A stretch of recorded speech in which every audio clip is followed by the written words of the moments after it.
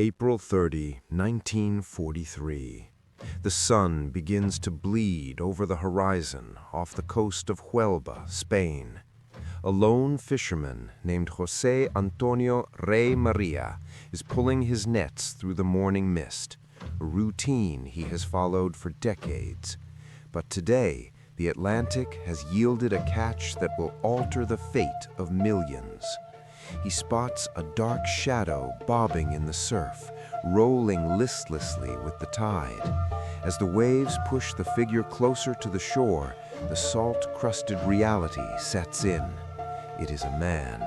He is wearing the olive-drab uniform of a British Royal Marine, a yellow Mae West life jacket still strapped to his chest.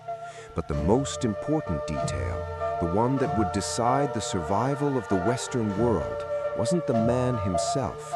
It was a black leather briefcase, weathered by the sea, but still chained securely to his left wrist. Within hours, the Spanish authorities, despite their official stance of neutrality, allowed agents of the German Abwehr to access the body. They didn't just look, they photographed every scrap of paper, every personal letter, and every military map. Soon, these documents reached the desk of the Abwehr in Berlin, then the German High Command, OKW, and finally, the desk of Adolf Hitler himself. The Führer studied the maps. He obsessed over the private correspondence. He was convinced. He ordered his elite panzer divisions to move from France to the Balkans. He shifted his U-boat Wolfpacks. He prepared for a massive, decisive battle in Greece. But there was a problem that Hitler, a man who prided himself on his Vorsicht, or intuitive foresight, could never have seen. The man in the water was never a major. He wasn't even a soldier. He was a ghost, a carefully constructed biological lie designed in a windowless room in London. This was Operation Mincemeat. It wasn't just a military deception. It was the most successful psychological trap of the 20th century. Today, we are going deep into the cold morgues of London and the secret chambers of British intelligence known as Room 13 to see how a nameless corpse was transformed into a strategic weapon of mass deception. We will explore the confirmation bias, the lethal psychological tendency to seek out only the information that supports our existing fears, and how the British used it to win a campaign without firing a single bullet. To understand why the British went to such macabre lengths, we must understand the geopolitical desperation of 1943. The Mediterranean had become a graveyard for Allied shipping. Winston Churchill, a man of grand romantic visions and brutal strategic necessities, knew that the Axis fortress Europe had to be breached. He called the Mediterranean the soft underbelly of the beast. To cut into that underbelly, the Allies had to take Sicily. Sicily was the gateway to Italy. It was the stepping stone to the heart of the Reich. But there was a glaring tactical nightmare.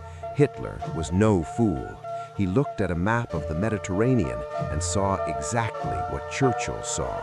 Sicily was the obvious, logical, and singular target. Because it was so obvious, Hitler had turned the island into a literal fortress. It was packed with jagged coastal defenses, minefields, and hundreds of thousands of elite Italian and German troops. A direct, unmasked invasion of Sicily would be a massacre, a repeat of the disastrous Gallipoli campaign of World War I that had nearly ruined Churchill's career. The Allies faced a binary, brutal choice: invade Sicily and watch their armies bleed out on the sand, or lie so convincingly that the enemy would leave the door unlocked. The blueprint for this lie wasn't found in a military manual, but in a work of fiction. In 1939, a memo was circulated within British intelligence known as the Trout Memo. It compared the art of lies to fly fishing. The trout is a cautious fish, but if you present the fly correctly, his own hunger will do the work for you. One of the authors of this memo was a young naval intelligence officer named Ian Fleming, the man who would later create James Bond. The idea was resurrected in 1943 by two men, Ewan Montague, a brilliant Jewish lawyer turned naval officer, and Charles Cholmondeley, an eccentric RAF flight lieutenant with a penchant for the bizarre. They realized a fundamental truth of human conflict.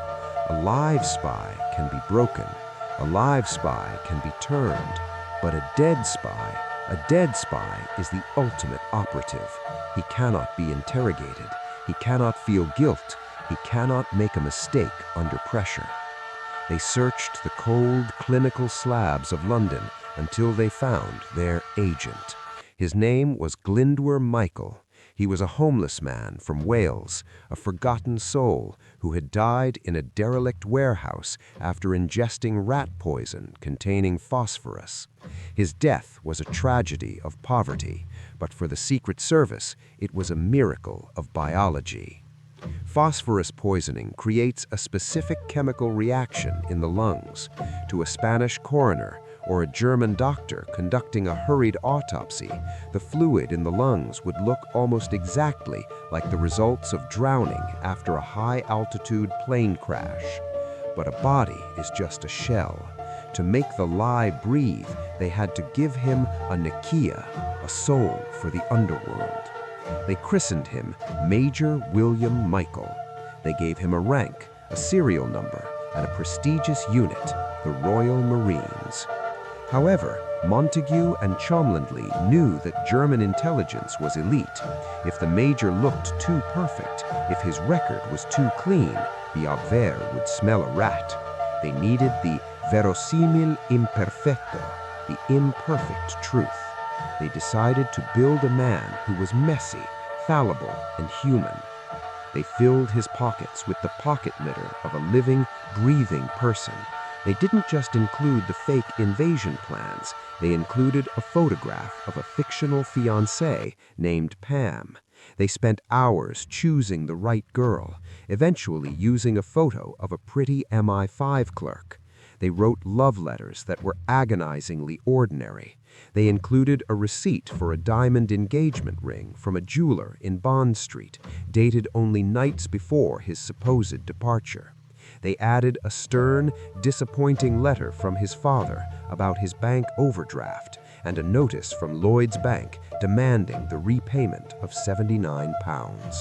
They even tucked in a receipt for a new umbrella he had supposedly purchased just days before his flight, and 2 used stubs from a London theater. Why a receipt for an umbrella? Because it suggested a man who was planning for the rain next week, not a man planning to die in a war. They weren't just creating a courier, they were creating a man with a future, a man with a wedding to get back to, a man who had a reason to be careless with his briefcase because his mind was on his fiancée. They gave Hitler a reason to believe this man would never have risked his life if those documents weren't the genuine, terrifying truth of the Allied High Command. The delivery of Major Martin was a masterpiece of cold, calculated logistics. On April 19, 1943, the body was packed into a specially designed insulated steel canister filled with dry ice to arrest decomposition. It was labeled optical instruments and loaded onto the submarine HMS Seraph. The commander of the Seraph, Bill Jewell, was the only one on ship who knew the true nature of his cargo. Under the cover of a moonless night off the Spanish coast near Huelva, the submarine surfaced. Jewell and his officers brought the canister on deck. They removed the body, inflated his life jacket, and read a brief psalm over him. Then, with a gentle push, they consigned Major Martin to the Atlantic. They knew that the coastal currents, which they had studied with the help of oceanographers for weeks, would carry him directly into the hands of the Spanish. When the body was discovered, the British theatrical machine went into overdrive. They knew the Germans would be watching the British diplomatic response, so they began sending anxious cables through channels they knew the Germans had compromised. These messages were frantic, demanding the immediate return of a sensitive briefcase lost in a crash.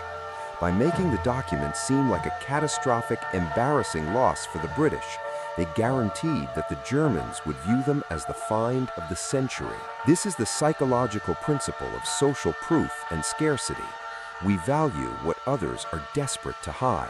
To execute this perfect deception, British intelligence followed a rigorous blueprint of shadows.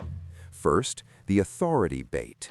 The documents weren't just random maps, they were personal, DO or demi-official letters between General Archibald Nye in London and General Harold Alexander in North Africa. These were high-level, gossipy letters that discussed the fake targets, Greece and Sardinia, in a way that felt like a private conversation between titans. Second, the human flaw. The receipt for the umbrella and the overdraft notice weren't just flavor, they were anchors of reality. Intelligence officers call this the texture of the truth. If the major had been a perfect hero, he would have been a suspect. By being a slightly disorganized, lovesick officer with money problems, he became invisible. Third, the indirect leak. This was the masterstroke. If the British had dropped a spy in Berlin, he would have been tortured and the secret would be tainted. By letting the Germans steal the secret from the neutral Spanish, the British allowed the Germans to feel like they were the masters of their own destiny. As the old saying goes, if you give a man a secret, he doubts it. If he steals it, he trusts it with his life. Adolf Hitler, isolated in his wolf's lair and surrounded by yes-men, was the perfect victim for this trap. He fell for every single frame of the deception. His own intelligence chief, Alexis von Rohn, verified the documents as 100% authentic. Hitler overruled his generals on the ground in Italy, who still suspected Sicily might be the target. The Führer's reaction was visceral. He moved the powerful 1st Panzer Division all the way from France to Greece, a journey of 1,000 miles that wasted precious fuel and time. He moved his naval assets away from the Sicilian coast. He even sent a personal urgent telegram to the Desert Fox, Erwin Rommel, telling him that the real threat was not where the Allied ships were pointing, but in the east. Hitler's confirmation bias was so strong that even when the Allies actually began their preliminary bombardment of Sicily, he told his staff it was merely a diversion for the real attack on Greece. On July 10, 1943, when the massive Allied fleet, the largest amphibious operation in history to that point, appeared on the horizon of Sicily, the soft underbelly was truly soft. The beaches were not the slaughterhouses they should have been. The doors were open wide. The island, which the German High Command had estimated would take 6 months to fall, was captured in just 38 days. Tens of thousands of Allied soldiers, men who would have died on those beaches, survived to see the end of the war. They lived because a homeless man from a London alleyway was given a second life as a fake major. Glyndor Michael, the man who had no family and no hope in life, was eventually buried with full military honors in the cemetery of Huelva. His headstone reads Major William Martin, but today a small inscription at the bottom acknowledges his true identity. He was the hero that never existed, the corpse that saved an army, and the man who fooled a dictator. It was a victory of the mind over the machine. It proved that in the theater of war, the most powerful weapon isn't the gun, it's the story you tell your enemy. But the tragedy of the Third Reich was that paranoia is a double-edged sword. While Hitler was hunting ghosts in the mountains of Greece, he began to turn his suspicion toward his own inner circle. His most legendary general, Erwin Rommel, was beginning to see that the war was lost and that the Führer's intuition was a death sentence for Germany. The Desert Fox was about to face a choice that no soldier should ever have to make, a choice between a public trial for treason or a small glass capsule of cyanide. In our next video, we go inside the black staff car of Erwin Rommel on October 14, 1944, the day the music stopped and the hero of Africa was forced to sacrifice himself to save his family from the very man he once served. Subscribe and hit the bell. History is much darker and much more calculated than you think.